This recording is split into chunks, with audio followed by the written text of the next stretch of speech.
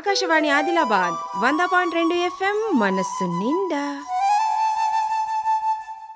నమస్కారం నూకల గంగయ్య గారు. నమస్కారం సార్. ముందుగా చెప్పుల్లి మరి మీకు మొత్తం ఎంత భూమి ఉన్నది, అది ఎసుంటి భూమి? మాకు ఇక్కడ తోట 3 ఎకరాలన్నర ఉంటాయి సార్. మొత్తము 4 ఎకరాలు ఉంటుంది. వేరే దగ్గర ఎకరం పొలం ఉంటుంది, ఇక్కడ 3 ఎకరాలన్నర ఉంటుంది. ఈ 3 ఎకరాలన్నరలో ఆనాకాలం ఏమేమి సాగు చేసినావు, ఇప్పుడు ఏం సాగు చేస్తున్నావు? ఆనకాలం సార్ సోయా ఎకరం వేసినాము, మిగతాది మక్క వేసినాము, తర్వాత పసుపు. ఇది ఇప్పుడు ఆనాకాలం వేసిన పసుపే. ఇప్పుడు ఆనకాలం వేసిన పసుపు ఇది 9 నెలలు. ఎప్పుడు వేసినావు ఈ పసుపుని? ఇది జూన్లో వేసినాము. ఇది ఎప్పుడు చేతికి వస్తుంది మరి? జూన్ అంటే ఇప్పుడు డిసెంబరు 30 జనవరి 1 తారీఖు దాకా అంటే దొబ్బుడు. ఈ జనవరిలో దొబ్బేసి మళ్ళీ సజ్జ పెట్టాలి. రెండో పంట సజ్జ పెట్టి సజ్జ అయిపోయిన తర్వాత మళ్ళీ పసుపుకు మళ్ళీ రెడీ చేసుడు. పసుపు ఏమేమి సాగు చేసిండు మరి? ప్రతి సంవత్సరము ఇంట్లో వెళ్ళిన పంటనే మేము ఇత్తనంకి వేసుకుంటాం సార్. దీన్ని ఎట్లా ఇత్తనం కోసం ఎట్లా ప్రత్యేకంగా ఏరుతారు అంటే ఇప్పుడు ఏదైనా దెబ్బ కానీ కొమ్ము కానీ ఇక మంచిగా ఉన్న కొమ్ము ఎక్కువ శాతము ఇక పొడి ఉండాలి. ఆ కొమ్ము అది పొడి ఉండి మంచిగా ఉన్న కొమ్ముని వేసుకుంటాం. విత్తనం వేసుకున్నాడు వేసే ముందుగా ఇట్లా ఏమన్నా విత్తన శుద్ధి చేస్తారా? శుద్ధి చేయాలి. ఏమేమి చేస్తారు, ఎట్లా చేస్తారు? అంటే కడాయిలు వేసి పౌడర్ ఉంటుంది సార్, అది విత్తన శుద్ధిది. అవి వేసి మొత్తం అంటే కడిగేయాలి సార్, మొత్తం పౌడర్ తోటి.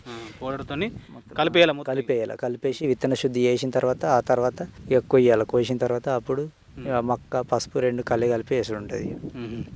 ఎన్ని కిలోల ఇత్తనం పడుతుంది మరి మీకు? ఈ 3.5 ఎకరాల్లో ఎంత పడుతుంది ఇత్తనం? కిలోలని కాదు కానీ ఒక ఎకరానికి అని ఇప్పుడు దాదాపు 30 గంపలు ఇట్లా వస్తాం ఇట్లా.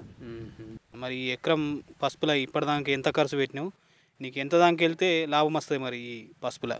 ఎకరానికి ఖర్చు ఇక మొత్తం మందు విందానంటే ఎకరానికి 40-50 వేల రూపాయలు అవుతాయి. ఎంత వెళ్తుంది మరి ఈ ఎకరంలో పసుపు? ఎకరంలో ఇక భూమి మనం లఘు పోసిన తీరిగా ఎక్కువ వెళ్తే అంటే ₹1,00,000 దాకా, 1,50,000 దాకా రావచ్చు. మిగులుతాయా? మొత్తం వస్తాయి? మిగులుతాయి. అంటే మన ఖర్చులు దిగంగా ఒకటి మిగులచ్చు, 1.70 అట్లా మిగులుతాయి. ఎంత ధర ఉంటే మీకు లాభం వస్తుంది? ఆ కుంటలకు 5,000 6,000 అని అంటే లాసే సార్. అది మరి వేసుకున్నాడు తప్ప ఇప్పుడు ప్రస్తుతానికైతే ఇప్పుడైతే ఇక ధర ఉంటేనే గిట్టుబడి ఉంటుంది దీనికి. మరి పసుపు పంటల లాభమే ఉన్నదంటారా? లాభం ఉంది అని అంటే ఒక సంవత్సరం లాభం ఉంటుంది ఉండదని కాదు కానీ ఇక పెడుతూనే ఉంటాము. అంటే భూమి ఉంటుంది కాబట్టి మాకు ఒక సంవత్సరము రేటు తలగకపోవచ్చు, కానీ ఇక బంద్ చేయమన్నట్లు ఇక పెడుతూనే ఉంటారు. ఇక పెడుతూనే ఉంటాం. ఇక మళ్ళీ ఈ పంట కాక వేరే పంటలు కూడా పెడతాం. ఇక పసుపుల మధ్యలో బంతి చెట్లు కనిపిస్తున్నాయి, ఇంకా వేరే రకం పూల చెట్లు కనిపిస్తున్నాయి. ఇవి ఎందుకు పెట్టిండ్రు మరి?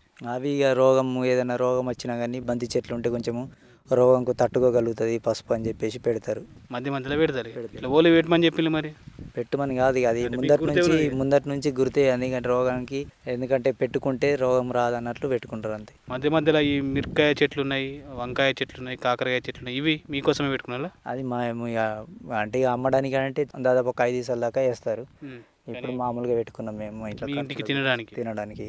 మొత్తానికి పసుపు పంటల లాభమే ఉన్నది అంటారు. మంచిగా చేసుకుంటే లాభం ఉంటుంది సార్. మనం సేంద్రియ ఎరువులు వాడుకోవాలా, అవి సేంద్రియ ఎరువులు వాడుకొని ఎరువులు మంచిగా వాడి మంచిగా చేస్తే లాభమే ఉంటుంది సార్. మరి మక్క కూడా వేసిండ్రు అన్నారు కదా, మక్క కంటే ముందు సోయా వేసిండ్రా? అంతకుముందు సోయా వేసింటి.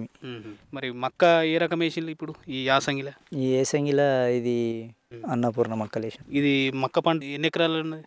ఎకరం దాకా ఉంటుంది సార్. ఇది దీనికి ఎట్లా పని ఉంటుంది? దీనికి ఫస్ట్ దున్నిపియాలి సార్. ఇది మొత్తం 2 సార్లు దున్నిపించిన తర్వాత బెడ్ గిట్లా ఉంటే రోటావేటర్ కొట్టిపించిన తర్వాత మళ్ళీ బోయ కొట్టుకొని ఆ తర్వాత ఇత్తనం వేసి పారియాలి. మీకు ఒక ఎకరంలో ఎంత వెళ్ళే అవకాశం ఉన్నది మక్కలు? ఎకరానికి మంచిగా వండితే 40-45 దాకా రావచ్చు. దీనికి ఎంత ఖర్చు చేసిండ్రు ఒక ఎకరం మీద? ఎకరానికి అవుతాయి సార్. ఇక మొత్తం అంటే దున్నుడుకు మందులకు దీనికంటే 20-25 వేలు దాకా అవుతాయి. మొత్తానికి ఇంట్లో కూడా లాభమే ఉన్నది అంటారు. మనం చేస్తే అన్ని కలిసి మంచిగా వెళ్తే లాభం ఉండదు. ఇక మళ్ళీ పురుగు మందు వాడకము, ఇప్పుడు పురుగు మందు కొట్టంది అయితే నడదు. మళ్ళీ దీనికి ఏది గడ్డి మందు కొట్టాలా, చాలా ఖర్చు ఉంటుంది సార్ దీనికి. ఇది ఇట్లా కొరికినట్టున్నది, కత్తెర పురుగు ఇంతనేమో? కత్తెర పురుగే సార్ అది. ఇంతకుముందు పురుగు మందు కొట్టినాము. పొట్టిలు గుళికలు కూడా వేసిన గుళికలు కూడా వేసినట్టు. మొత్తానికి చేసుకుంటే లాభం ఉంటుంది. అది మనం చేసుకుంటే కైకిలు పెడితే లాభం ఉండదు సార్. ఇక మీ ఇంట్లో ఎందరు మంది పని చేస్తారు చేయాలా మరి? మేము ఇద్దరమే. కైకిలోకి ఇంత అవసరం లేదు. చేస్తాం సార్, కైకిలు పెడతాం. కైకిలు అర్జెంట్ ఉంటే ఇక మాతోటి అంతా కలుసుడు బిలుసుడు అంటే ఇబ్బంది అవుతుంది కదా, కైకిలో పెట్టుకుంటాము. ఎప్పుడన్నా మేము పని చేసుకుంటాం. ఇప్పుడు ఈ పసుపు పంట అయిపోతుంది ఇంకొక నెల 2 నెలలు అయితే, దీని తర్వాత ఏం వేస్తారు? ఇలా ఖాళీ భూమిని లేకుంటే ఏమన్నా వేస్తారా? సజ్జ వస్తాం సార్. సజ్జ ఎన్ని రోజుల పంట? అది ఎన్ని రోజులకు చేతికి వస్తుంది? 3 నెలల పంట. 3 నెలలు కాగానే మళ్ళీ ఎన్ని రోజులు భూమి ఇట్లా ఖాళీ ఉంటుంది? 3 నెలలు అంటే దాదాపు ఇక నెల ఖాళీ ఉంటుంది. ఆ తర్వాత మళ్ళీ ఎప్పటిలెక్క పొతం చేసేసి మళ్ళీ పసుపు, ఇప్పుడు మనం దుబ్బంగానే పసుపు ఇత్తనంకు పోతాం. పోసిన తర్వాత ఒక దగ్గర కుప్ప పోసేసి నెల లోపట్ల లాక్ వచ్చేస్తుంది. మళ్ళీ ఇత్తనాలు వర్షాలు పడతాయి చూడు, వర్షాకాలం. ఆ వర్షాలు పడేటప్పుడు ఇత్తనం వేసుడు సురి చేస్తారు జూన్లో. కంపల్సరీ 2 పంటలు అయితే తీస్తారు. 2 పంటలు తీస్తారు. ఇప్పుడు సోయా వేసిన దాంట్లోనేమో మక్కలు వేసిండ్రు, మళ్ళీ పసుపు తీసిన దాంట్లోనేమో సజ్జ చేస్తారు. మరి 2 పంటలు తీయాలంటే నీళ్లు కావడుతుంది. మీకు నీళ్ళ సౌలత ఎట్లున్నది? నీళ్ళు ప్రస్తుతానికి అయితే ఇప్పుడు బావి ఉంది సార్, బోరు పడలేదు. ఆ బావిల నుంచి మోటార్తోనే పారిస్తారు. మోటార్ తోటి వారిస్తాం. పారిస్తారా లేకుంటే ఇట్లా స్ప్రింక్లర్ పెడతా? మేము పారించలేదు సార్. గ్రిప్ లైన్ అవి ఏం లేవు సార్, మేమే వారించుకుంటాం. మరి గంగయ్య గారు ఒక 10-12 సంవత్సరాలుగా వ్యవసాయం చేస్తున్న ఒక యువ రైతుగా వేరే రైతులకు ఏం చెప్తావు? అంటే ఎట్లా చేసుకుంటే మనం వ్యవసాయంలో లాభం సాధించవచ్చు అంటే వాళ్ళకి ఏం చెప్తావు నువ్వు? అంటే నీ అనుభవం ప్రకారం.